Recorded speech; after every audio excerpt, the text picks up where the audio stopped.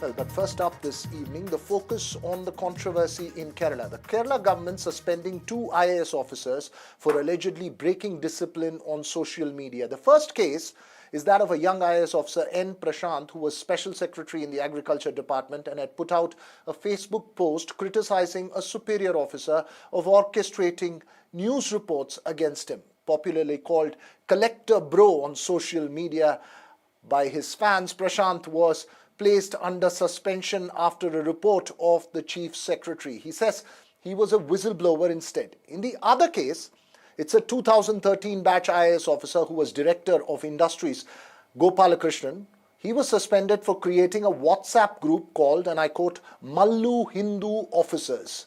Gopalakrishnan says his phone was hacked and he did not create the allegedly religious group, but in the absence of evidence to prove hacking, he was suspended as well. So is the action, remember, there are two very, very different cases. Breaking of discipline and was a suspension warranted? Well, joining us this evening is the officer at the center of the controversy, which is Mr. N. Prashant himself, Collector Bro.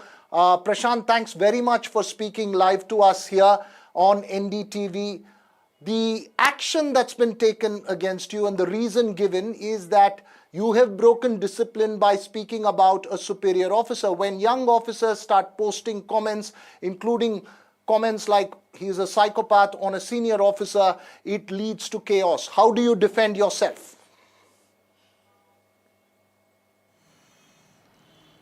Well, first of all, I think the whole thing is being trivialized by saying that this is about posting something on the social media. This is much more. I'm defending my right to write on file. See, an officer, especially in the secretariat, we are paid to write on file. We write our opinion on file. Now, here we had a very interesting scenario where I've been punished for writing my opinion on the file. And of course, this happened almost a year back. And it was very difficult to get along with this senior officer. And I had requested the Chief Secretary and moved out of that department. Now, after almost a year, suddenly I find that certain allegations have been cooked up by this particular officer himself in collaboration with the other officer whom you named, Mr. Gopalakrishnan. So, Dr. Jayatalik and, these two officers, because it's all already on record. That's why I'm telling it very confidently. The documents that this officer had submitted to the government have already been proven to be forged or complete with falsehood. Now, after that, what remedy do I have? The thing is, for almost a year, I had taken up this issue, I had complained, I had put it on record. Why we are not having a fair condition, why I'm not able to work properly. You need a fair atmosphere to write your own opinion. I mean, that's why we are paid. Yeah. So, Prashant, what you're saying is that you followed due process, you raised the issues. What you're saying is that you followed due process, and after being frustrated with the system not responding to your complaints and not redressing the issues that you were facing, that is when you posted. You feel that this is a case of victimization. Am I correct? It's even worse because I did not find any remedy. After that, I requested the Chief Secretary to be shifted out of that department. I got shifted to another department where I'm, very comfortably doing my work. And suddenly, one fine day, I find that certain news items have been planted by these officers to victimize me. And I could very easily prove on public forum that these are forged documents. Just imagine a senior officer going to the extent of creating false documents against a junior officer. I mean, where do I get justice? Because I have already raised the issue of victimization by this particular office, and there are lots of other officers also within the secretariat who have come out openly about this particular officer. Now, if I'm not getting a remedy, and why are we discussing this right now? It's only because I spoke out. I mean, why should I be gagged? And one thing I think which we all of us should clearly understand is my conduct rules, All India Service conduct rules, restrict my speech only to the extent of not criticizing the government and Okay. not criticizing any government policy. Other than that, I mean, I don't find any reason why I should be gagged from speaking out the truth, because the Article 19(1)(a) of the Constitution guarantees that for every citizen, I am also a citizen of India and I am a law graduate, so I know where my rights You're are. raising, you're raising a very You're raising an extremely important point of law in terms of bureaucrats. We'll discuss that further, but I want to ask you this. Do you have hope that you will be, your suspension perhaps will be revoked and you will go back to the services? What's your road ahead? Because usually officers like you, young officers who've taken on the system, end up walking out of the system. Do you believe that you will be back in the system? What's the sense you're getting given that the confrontation has come to this situation at the moment? See, I have written this exam. I've taken pains to clear this exam and come into the service, and I love the service. And over the last 17, 18 years, it has been so fulfilling. So I am not going to get frustrated by these kind of things. I believe in the rule of law. As I said, I am a law graduate, and I think the Constitution is paramount. Constitution shall prevail. There might be procedural issues. There might be people who don't respect law in the system. There might be unfairness, but then there are occasions where you speak out and try to find a solution. I'm just doing that. I'm just highlighting the issues in the public so that there is some pressure. And Okay. I think as a whistleblower, I'm entitled to protection. Okay. You're saying as a whistleblower, you're entitled to protection. Prashant, stay with us because we also have with us this evening a former IAS officer, Rangarajan, who quit the services and decided to take up social causes and now coaches IAS aspirants as well. And also with us is a very senior former IAS officer, former Chief Secretary of New Delhi, Mr. Umesh Sehgal. Before I go to our other two guests, a very, very quick question to you, Prashant. Is there a sense of rethink? Could you have used different languages? Is there a sense that maybe I should have done this differently at all? Or are you absolutely firm on your conviction on what you have done and how you have Oh, expressed your point of view about a senior officer? actually, thank you for asking that You're question, saying you're because completely there has been confident a of what you've done. large scale No, I'll just explain that. There's a lot of misinformation being spread through powerful people. I mean, these are all really powerful people. What are they trying to spread? That I use some disparaging words or bad words or I abuse. No, that's not correct. See, I made a very factual statement on the reality, what is there. I mean, with the documents, whatever is there, I've cleared my case already about the allegations that he had raised through a forged document. After that, there were lots of comments below my post where someone suggested, okay, who is the guy who has been leaking these reports? See, someone prepares a report, submits to the Chief Minister's office, a report against an officer. How can that get leaked to a media house? Either the person who has prepared it has to leak it, or it has to go from the CM's office. So, I mean, it's very clear from where this went out. Now, there is a usage in Malayalam, Madambalile Chittarogi, which is actually a wording in a very famous movie called Manichitrathar, which was remade into Bhool Bhulaiya, if you would remember. So this is a usage, idioms and phrases, as they say. You can't take out one word out of it. Chittarogi means a madman or a mental case. Suddenly you are accusing that I've called him a mental or a nutcase, which is totally untrue. These are the ways you create a narrative and shift the argument, shift the whole discussion from the real discussion. The real point is I'm being victimized for speaking my mind, not even speaking my mind. I never spoke my mind in the public. I wrote my opinion on file. Is there no protection for a civil servant to write his opinion on the Prashant, you're file? making an important My point. You're files were saying all there was pulled a out. Do you know concerted that? effort, a narrative to build a narrative to victimize you. Mr. Rangarajan as well Yes. as Umesh Sehgal. Mr. Umesh Sehgal, first to you, Mr. Sehgal, very quickly as a senior IAS officer, How would you view a case of this nature? There are two different cases in Kerala. One is of an IAS officer who's created a WhatsApp group which was controversial, and he has been suspended. And here we have another young IAS officer who says he's being victimized because he dared to speak out. Quick response from you, Mr. Sehgal, first.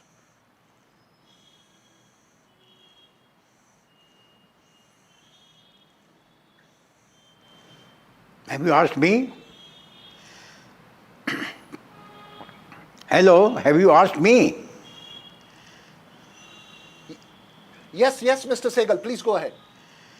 Now, there are two issues involved here. Number one is the fact that a disciplinary action, whether it is called for or not. The second one is whether it leads to suspension of the officer or not. As far as suspension is concerned, there is a very clear directive of the government that suspension is the last resort. And we should resort to that only if no other alternative is possible. And the alternative is that you give him another posting. You give him a posting in which the similar situation will not arise. Now here the officer is saying that he did ask for another posting. So I think in prima facie, the suspension itself is not justified.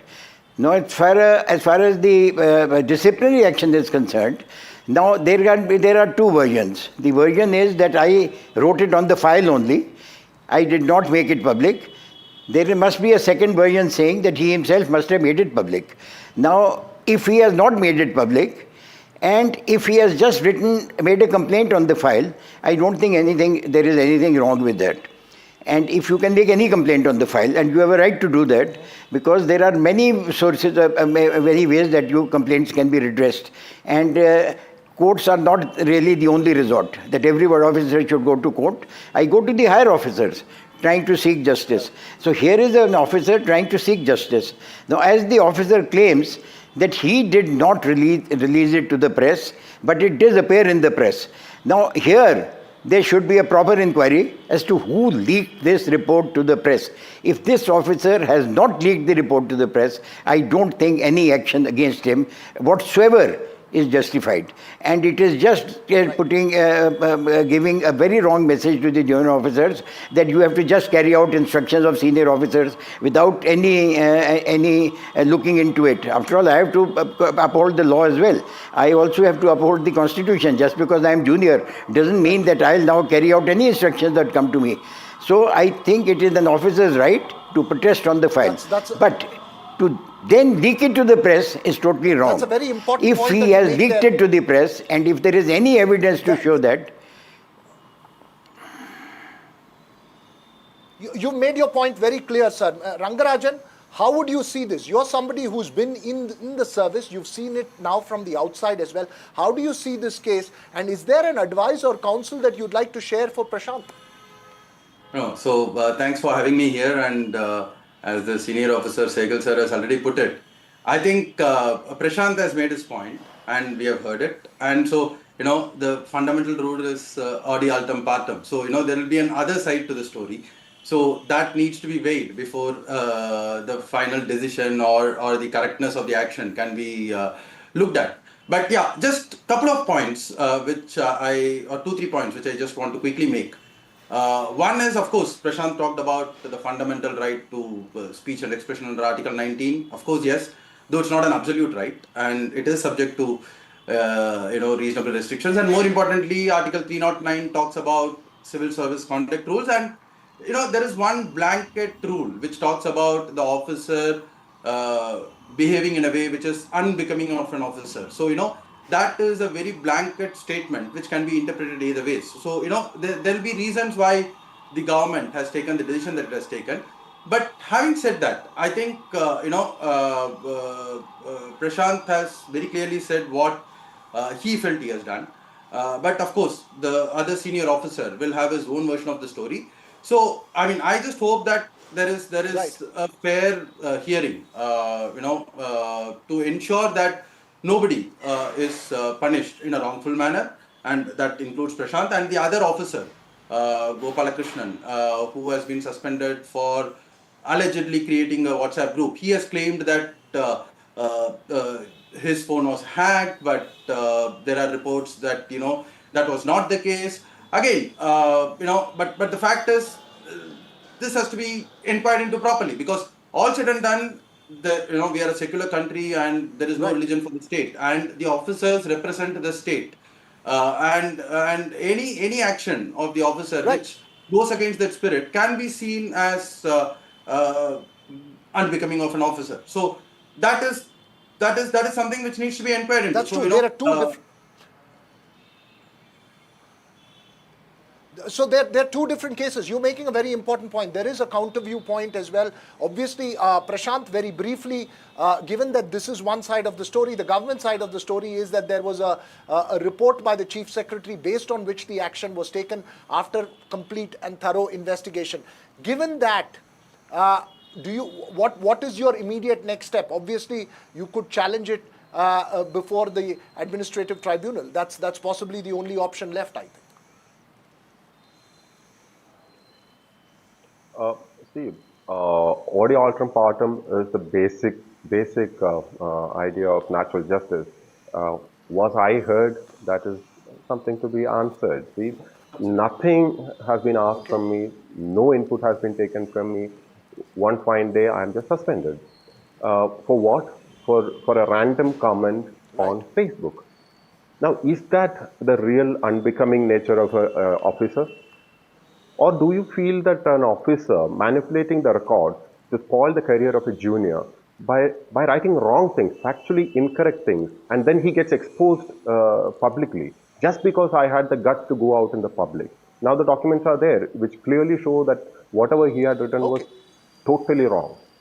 Now, despite that, I get punished for exposing the truth.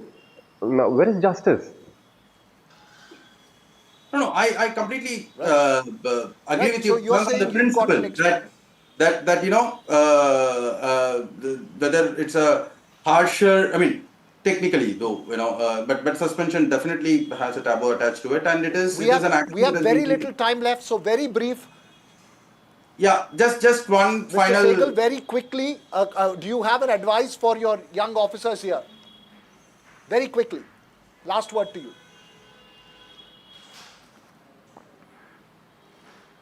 You have asked me? Veera, can I also have one point? Can I just make one point, Veera? Yes, please go ahead. Please go ahead. No, Yeah. So just one point which I want to say here. One of the traits which a civil servant is required to have, is anonymity, right? And of course, in this current day and age, people like Prashant, the way they post things, and it motivates a lot of youngsters to get into the service and do a lot of good things. But I would like to just register here. There are good things that come out of exposing and publishing things in the quickly, not Rangarajan, please. We are completely running out of time here.